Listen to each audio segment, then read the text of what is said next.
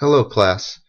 Today we're going to follow up on the previous lecture that reintroduced you to financial statements and follow up with how we could use these financial statements to calculate financial ratios and use these financial ratios to determine the performance of the firm both as a standalone and within the industry that it operates in.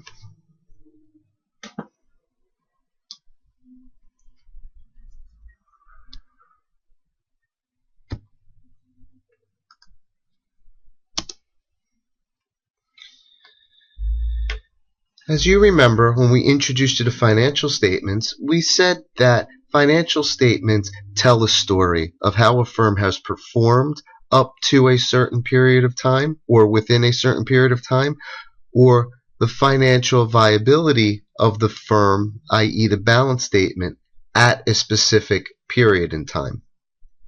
Financial statements thus are fairly complex documents that involve a whole bunch of numbers, as we've seen.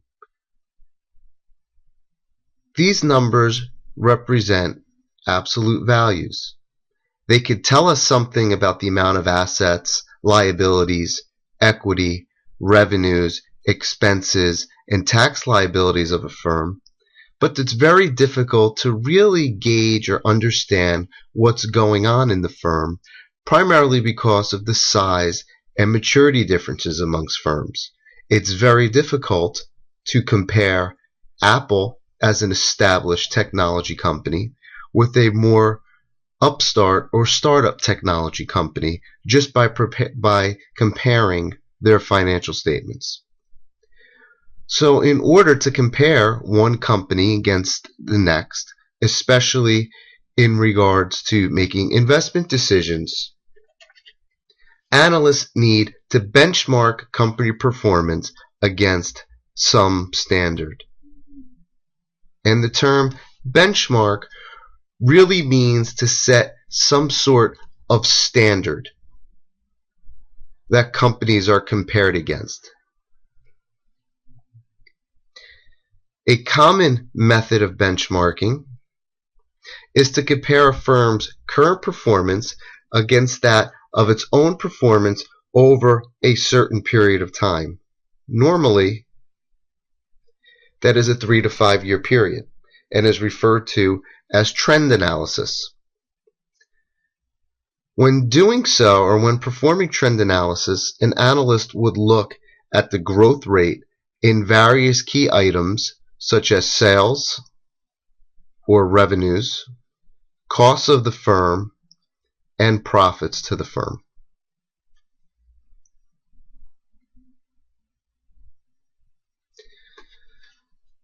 Let's use a fictional company, Cogswell Colas, as an example by looking at an abbreviated income statement. As we said last class, always make sure to note the annotation of how the numbers are being displayed, and they break it up in thousands and or millions just to make these numbers smaller and easier for people to read. Now keep in mind the term abbreviated means that this income statement is condensed.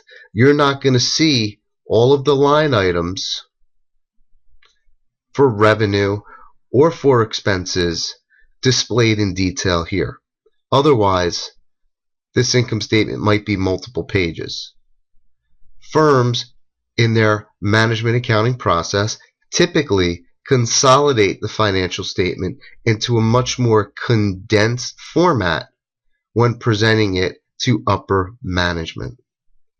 So let's take a look at the trend analysis now for Cogswell Cola. Beginning in 2007, the company had $18,460 in revenue. Remember, these numbers are being shown in thousands, so you have to add 3 zeros to all these numbers. So this number becomes 18,460,000, and that has increased to 19.9 million, 21.5 million, 23.2 million, and then finally in 2011, $25.1 million. That represents an annual increase of 7 or 8%, over the 1, 2, 3, 4, 5-year period that we're looking at.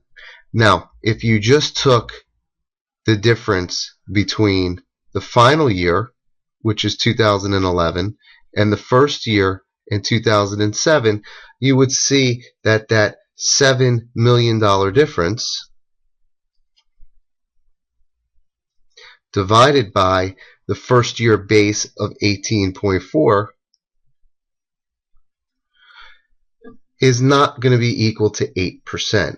This number represents an annual growth rate.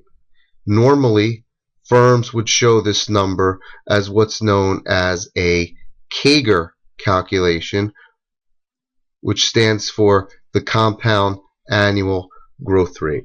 So if you just take this number originally and find total growth, it will be somewhere around 40%. If you divide that by the number of years, in this case 5, you'll get your approximate 8% growth rate. And you could use that formula moving down for all of the relative changes for each one of these line items.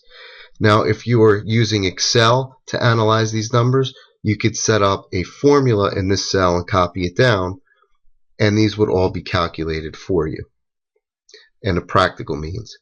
But for the sake of this example, let's take a look at their cost of goods sold, or how much it costs to generate these sales numbers. That number has grown from 7.8 million to 11.497 million, which is equal to 10%. Now, the difference between sales and cost of goods sold is normally referred to as your margin. And the margin is the difference between your variable costs, usually your cost of goods sold, and your sales revenues. In this instance, we could see that the cost of products has increased at a slightly faster rate than the revenue or sales of the products. So if we were to take a look at this and divide 11.49, take the difference between 11.497, 7.853, divided by 7.853, we would get somewhere in approximately 50%, which, as an analyst looking at this line, is telling me that the firm's raw material costs or their production costs are increasing at a faster rate than their sales revenues.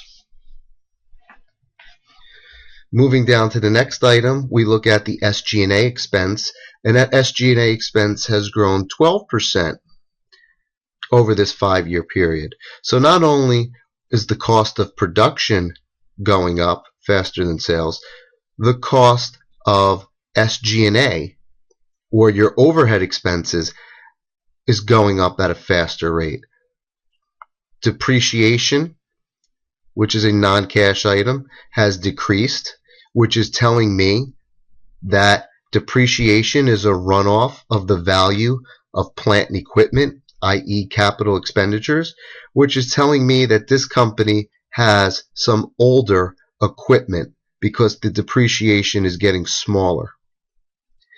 So earnings before interest and taxes from 2007 to 2008 has actually gone up by 2.5%. Part of this is driven by the reduction in the non-cash item of depreciation, but the rest of it is driven because revenues, even though they increased at a smaller rate than all of these other expenses, revenues as a larger number to begin with have increased in total more, 7 million, more than operating expenses and costs of goods have increased in total. The firm's interest expense has held steady, which means they're not borrowing to cover any shortfalls, and more importantly, they're not borrowing to add any capital expenditures or any new plant and equipment. Their taxes have changed, and they should have changed approximately 2.5% because taxes are variable. The more money you make, the more taxes you're going to pay, given the assumption that your tax rate has stayed constant. And finally, your net income, which is EBIT minus interest minus taxes, has gone up about the same ratio as your EBIT, 2.6 versus 2.5%.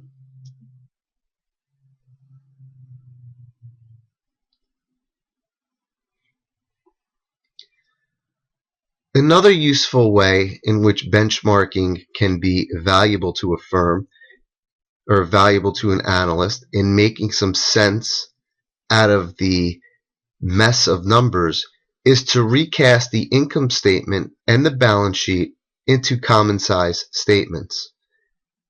You do this by expressing each income statement item as a percentage of sales or as a percentage of revenues, and each balance sheet item as a percentage of total assets.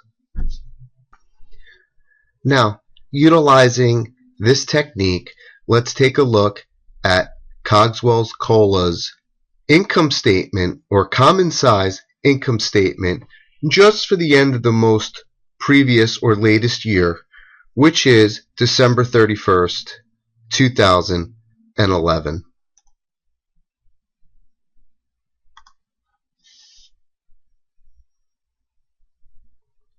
So as you can see, these numbers are just reclassed from two previous slides ago. And they're just taking the 2012 numbers where revenue was $25.1 million, which represents 100% of revenue. Cost of goods sold was 11.497, which represents 45.78%. SG&A 29.69%. Depreciation 4.43%. Earnings before interest and taxes at 20%, which is a fairly healthy and robust number. Interest expense at 0.71%, which is a very good number. Taxable income, which is the difference.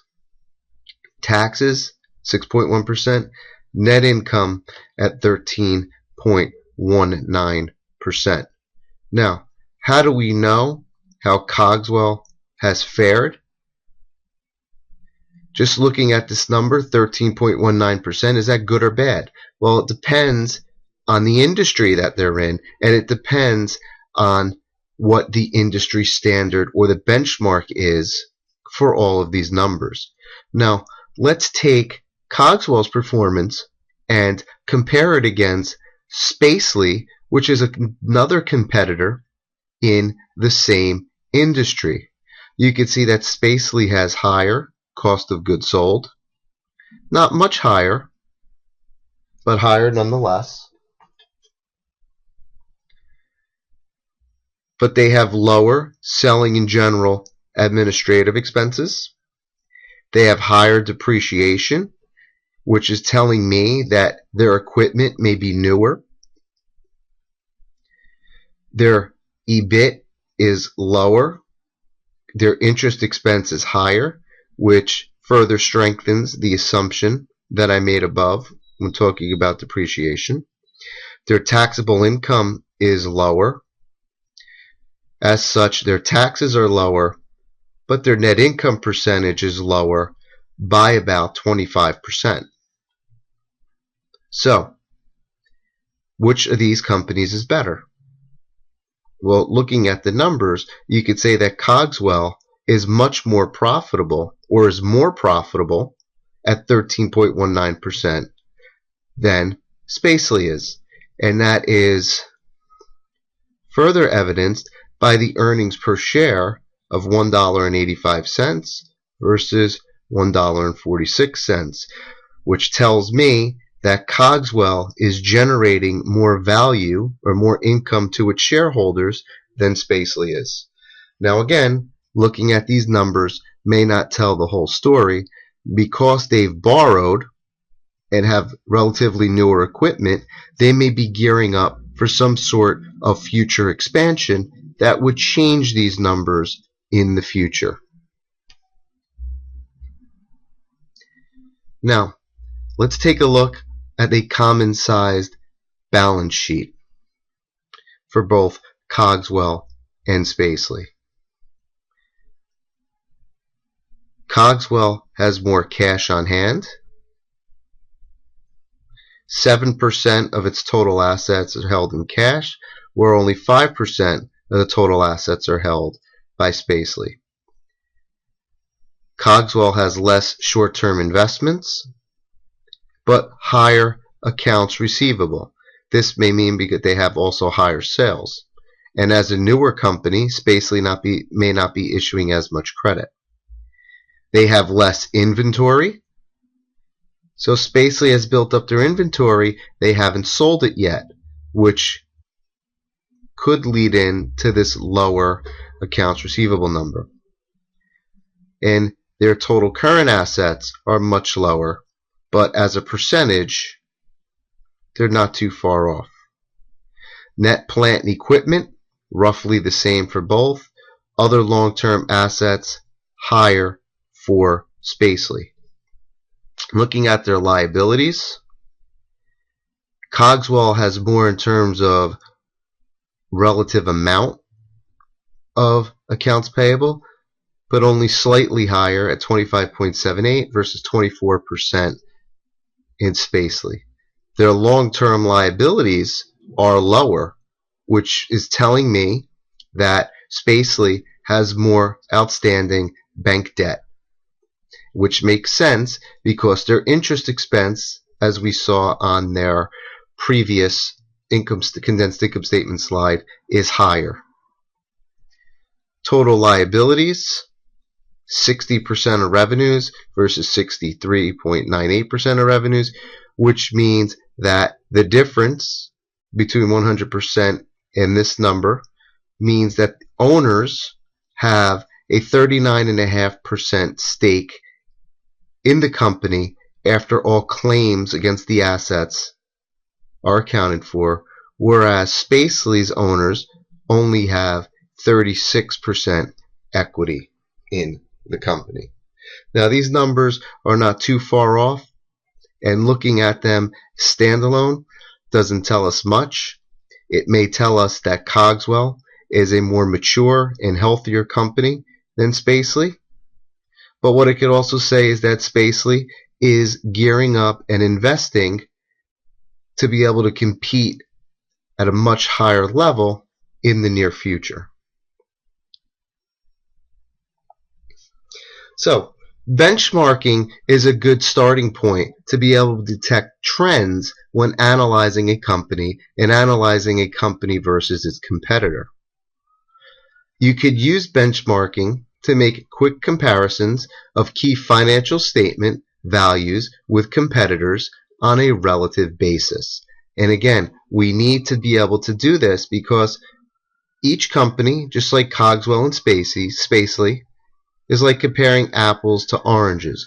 You need to find a way to normalize or to be able to compare two completely different organizations.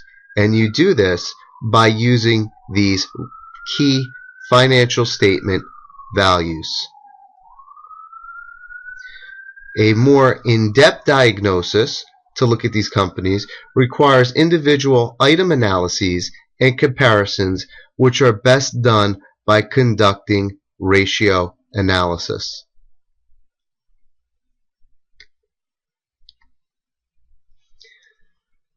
Ratio analysis includes the calculation of financial ratios. And financial ratios are the relationships between different accounts from different financial statements, usually and most commonly from the income statement and the balance sheet, which, as an aside, is why we concentrated on those specific two financial statements last lecture. These two serve as the primary performance indicators of the firm. While the values that we're looking at are relative, financial ratios allow for a meaningful comparison across time, between competitors, and with industry averages. So this is how we normalize or standardize our apples to orange analysis or comparison and try to make it apples to apples. So let's look at some key financial ratios. There are 5 key areas of a firm's performance that can be analyzed using ratios. The first and most important is the liquidity ratio, which shows or determines how well a company can meet its obligations over the short term. Or said in another way, how will they be able to pay their bills in the short term?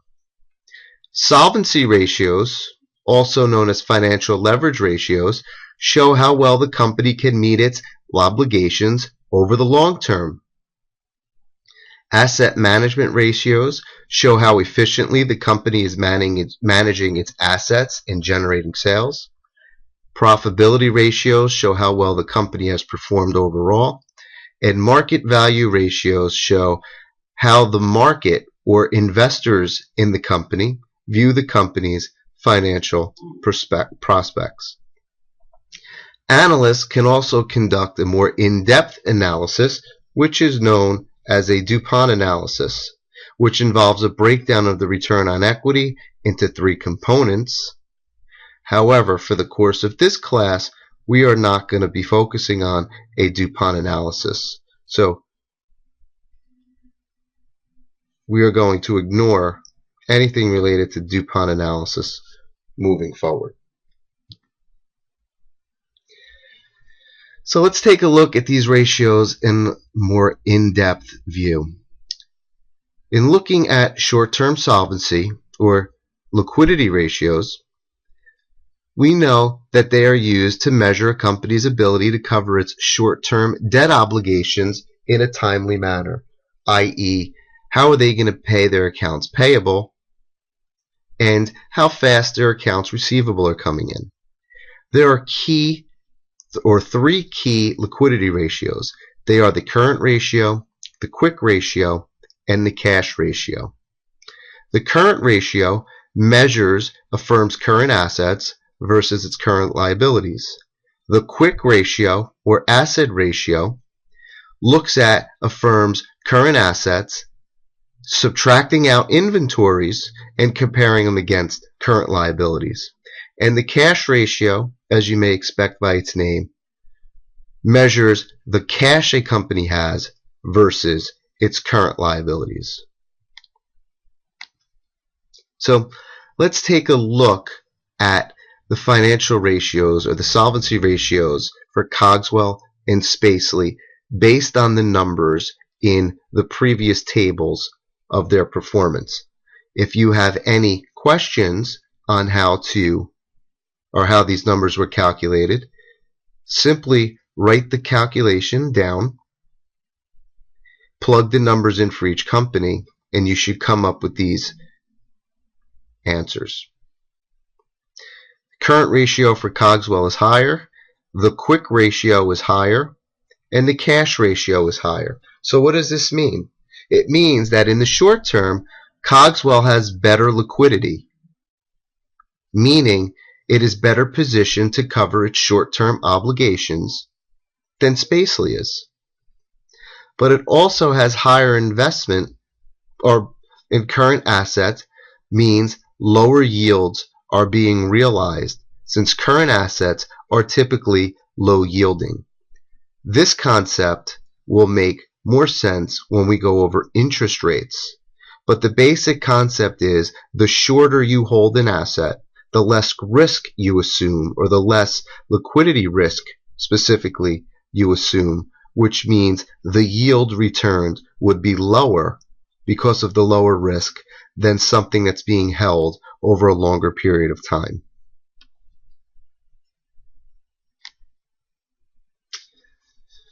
Looking at long-term solvency or financial leverage ratios allows an analyst to measure a company's ability to meet its long-term debt obligations, i.e. its loans outstanding, based on its overall debt level and earnings capacity.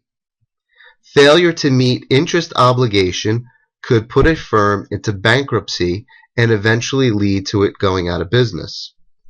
The next three equations can be used to calculate three key financial leverage ratios: the debt ratio times interest earned, or times interest ratio, and the cash coverage ratio. The debt ratio can be found by simply taking a firm's total liabilities and dividing it by total assets. Times interest earned looks at EBIT versus interest expense. And the cash coverage ratio is EBIT plus depreciation divided by income expense. There is another ratio that I like to use when looking at organizations, and that is the debt to equity ratio. And the debt and equity ratio looks at a company's long-term plus short-term debt or loan obligations and dividing it by the total equity in a company. A debt to equity ratio that is greater than 1 means that a firm has more debt outstanding than equity in the company, which means that it is highly leveraged. Leverage is a financial term that means debt or borrowing. So if a company is highly leveraged, it has borrowed a lot of money. And having a debt to equity ratio greater than 1 puts a company in potential financial distress, because it means that it is expanding its operations through borrowing as opposed through either reinvesting profits in retained earnings or through selling equity in the company. If, for example, this is dangerous, because if, for example, sales happen to decline, the more debt you have, the more interest you have to pay. And if you can't meet that interest, as we said earlier, a firm will be in danger of going out of business. Now let's take a look at the solvency ratios for Cogswell and Spacely. The debt ratio for Cogswell is lower, the times interest earned is higher, and the cash coverage ratio is greater, which is telling me that in the long run, Cogswell-Cola has less debt and a significantly greater ability to cover the interest and debt obligations by either using its earnings before interest and taxes, or EBIT, through the time interest earned ratio, or its net cash flow, cash coverage ratio, than its competitor does. Leverage is a critical component of a business, and it must be analyzed as a combination of debt level and coverage. If a firm is highly leveraged, but it has good interest coverage, meaning its cash flows can cover the interest on the loan, it is using the interest deductibility feature of taxes to its benefit, meaning that it's lowering its tax burden, i.e. increasing the amount of net income in the company. Having a high leverage with low coverage, however, could put the firm in definite risk of bankruptcy. Moving on, asset management ratios measure how efficiently a firm is using its assets to generate revenue, or how much cash is being tied up in other assets such as receivables and or inventory. I like to consider inventory cash on the shelf because the money or the cost of producing those products has already been expended, and it's sitting on a shelf and not generating or yielding any type of return. So the next 5 equations can be used to calculate the key asset management ratios. Inventory turnover, which is the cost of goods sold divided by inventory, tells you how many times, or it tells you how much of your money is being or is sitting on the shelves or being tied up in inventory. Days sales in inventory, which is 365, the number of days in a year, divided by your inventory turnover. So in order to calculate days sales inventory, you first have to calculate inventory turnover because this becomes your denominator. Your receivables turnover, which is sales divided by accounts receivable, which means how fast they're paying, and days sales in receivables, again, step 1, step 2, because this becomes the denominator, 365 over your receivables turnover, and then total asset turnover, which is sales divided by total assets. Taking a look at our comparison between the two competitors in 2011 shows that Cogswell is turning over its inventory faster,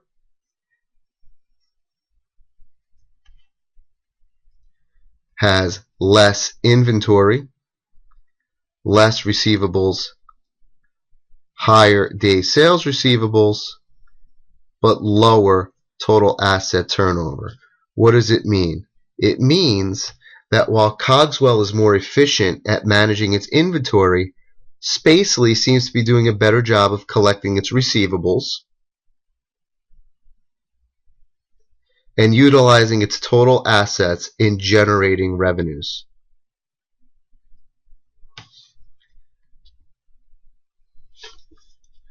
Profitability ratios such as net profit margin, return on assets, and return on equity measure a firm's effectiveness in turning sales or assets into profits. Now, it doesn't matter how many sales or revenue that you have. If your costs are high, your profits are going to be lower. So looking at profitability ratios allows us to compare one company versus the other in how well they're performing or how effectively they're performing. Profit margin is probably the key profitability ratio that's used, and that is found by dividing net income by sales. The second most common profitability ratio that is used, especially on public companies, is return on equity, which is net income divided by total owner's equity. Public companies seek to have a return on equity greater than 12%. That seems to be the standard or the benchmark for public companies. And then third, return on assets, which shows how effective a company uses its assets to generate sales or to become profitable, is net income divided by total assets. Comparing the profitability ratios, which we did in much less detail earlier, we can see that the profit margin for Cogswell is higher. Its return on assets is higher, and its return on equity is higher, although this 32% is pretty good. So as far as profitability is concerned, Cogswell is outperforming Spacely by about 3%, but this number is not really large enough to say which company is really more efficient or more profitable than the other. These numbers, especially this return on equity for Spacely, is still pretty good. Market value ratios are used to gauge how attractive or reasonable a firm's current price is relative to its earnings, its growth rate, and book value. We already saw earnings per share in the financial statement. The earnings per share is calculated by taking net income and dividing it by the number of outstanding shares. The price to earnings ratio, or the PE ratio, is probably the second most common market value ratio that analysts use, and it looks at price per share divided by earnings per share. More stable and mature companies have relatively lower PE ratios than higher growth or riskier companies, i.e. tech companies. You could also use the PE ratio to analyze the value of purchasing a stock. If the industry PE ratio, say, is 35, and the specific stock only has a PE ratio, say, of 20, that may signal a growth opportunity, because if you purchase that stock and if its performance actually meets industry standard, then the price will go up and you should make a profit off of it. The price earnings to growth ratio is price earnings per share divided by earnings growth rate by 100. We don't see this used too often. But we do see market to book value used often, which is the market value per share, which is basically the share price on the exchange divided by the number of shares divided by the book value, or the amount that the common stock is being booked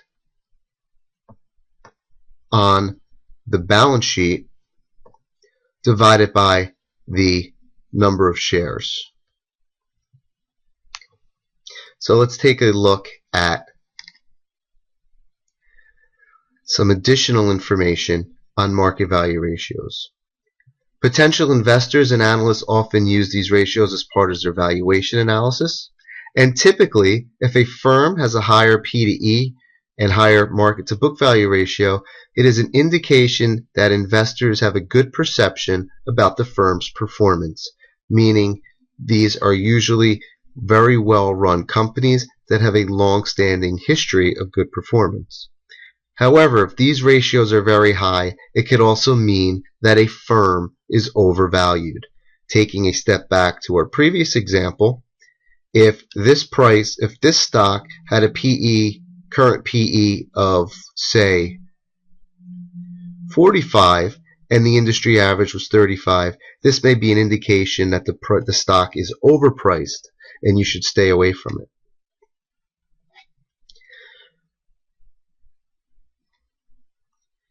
So when the price to earnings to growth ratio, or the PEG ratio, is lower, the more of a bargain it seems to be trading at, and vis-a-vis its growth expectation. Although for the purpose of our class, we're not going to be looking at the PEG ratio. So let's look at the comparison of market value ratios for our two companies. Price to earnings, Spacely and Cogswell, very close. The PEG is higher for Cogswell, and the price to book is higher for Cogswell. So what these ratios seem to indicate to investors in both firms is that they have relatively good expectations about the firm performance, and they're therefore paying fairly high prices relative to their earnings book values, which means that both of these stocks may be overpriced.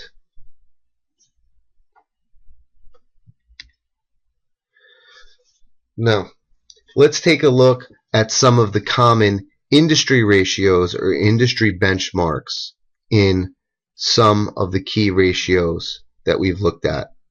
You could see that as you move from industry to industry, there are different benchmarks and different standard ratios for each industry, and that is because each industry is different. Some are higher growth, some are higher cost, some are more stable. when looking at a specific individual stock within the airline industry, you should compare that stock's performance versus the benchmark for the industry to see how that individual company is performing versus the industry standard or industry average. And that is the same across all companies. If you look, or if you've traveled, you know that airline tickets are very expensive, but airlines operate at a very, very small profit margin. They basically operate at break even. Whereas computer hardware operates at a relatively healthy profit margin. We can see that the debt to equity ratio for airlines is much higher than all of these other industries. And looking at it, may be higher than all of these other industries combined. And the reason is that airlines is a very capital intensive industry, meaning that airplane you're flying in is a capital investment. They're very expensive, and they're normally purchased through borrowing. So industry ratios are often used as benchmarks for financial ratio analysis of individual firms.